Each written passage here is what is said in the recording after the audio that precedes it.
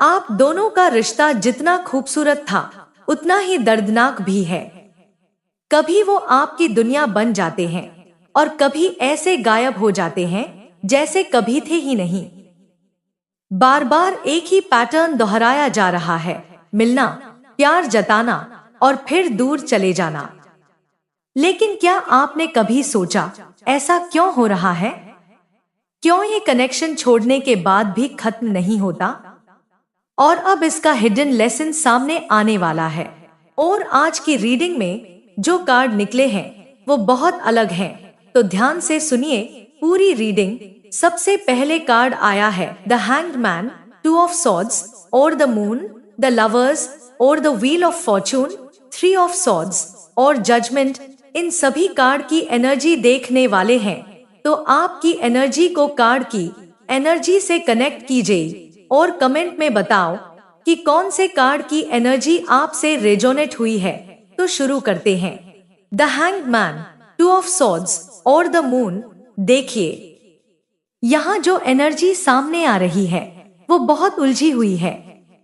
ऐसा लग रहा है कि ये रिश्ता एक अधूरे मोड़ पर अटका हुआ है, जहाँ ना आप पूरी तरह छोड़ पा रहे हैं और ना ये व्यक्ति पूरी तरह साथ दे पा रहे हैं।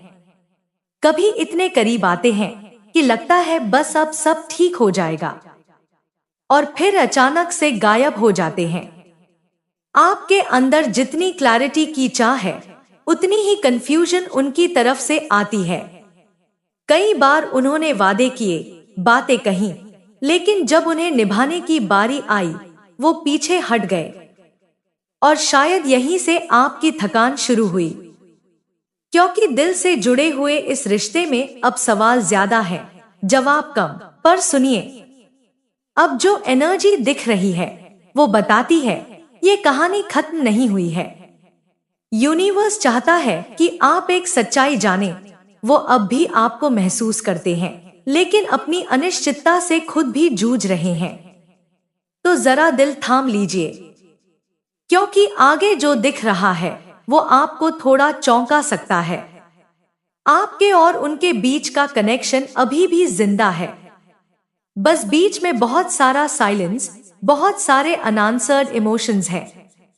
आप जितना एक्सप्रेस करते हैं वो उतना छुपाते हैं। उनके अंदर ये डर है कि अगर वो खुल गए तो उन्हें खुद से भी समझौता करना पड़ेगा। आपके लिए यह रिश्ता गहराई से जुड़ा है, लेकिन उनके लिए यह एक टेस्ट बन गया है, अपनी फीलिंग्स और ईगो के बीच का।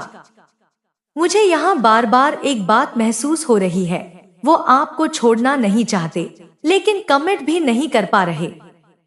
इसलिए यूनिवर्स आपसे कह रहा है थोड़ा पीछे हटिए, ताकि वो खुद सोच सके कि उन्हें आपको खोने का डर है या नहीं।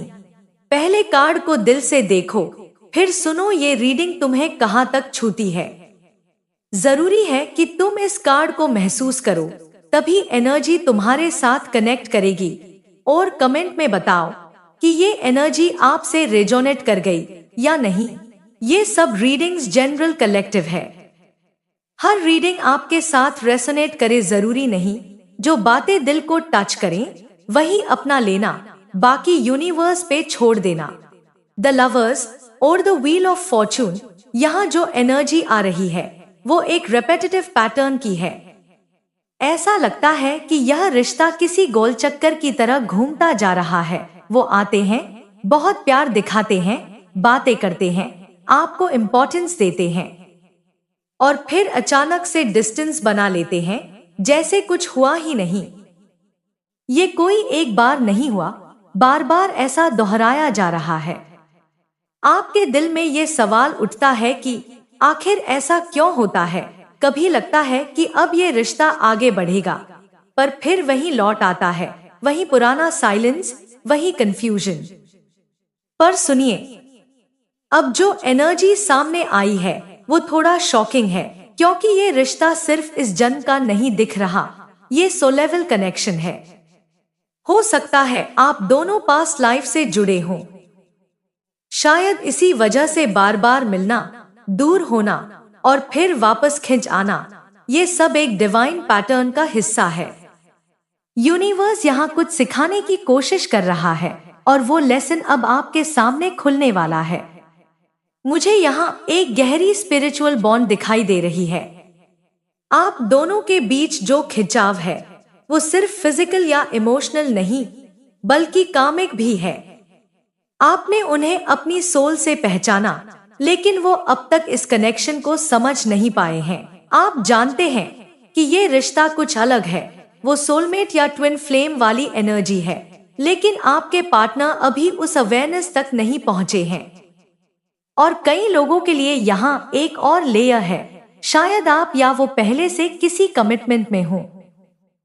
कई लोगों के लिए ये कनेक्शन मैरिज के बाद मिला है, जहाँ दिल किसी और के साथ बंधा है पर सोल कहीं और जुड़ गई है।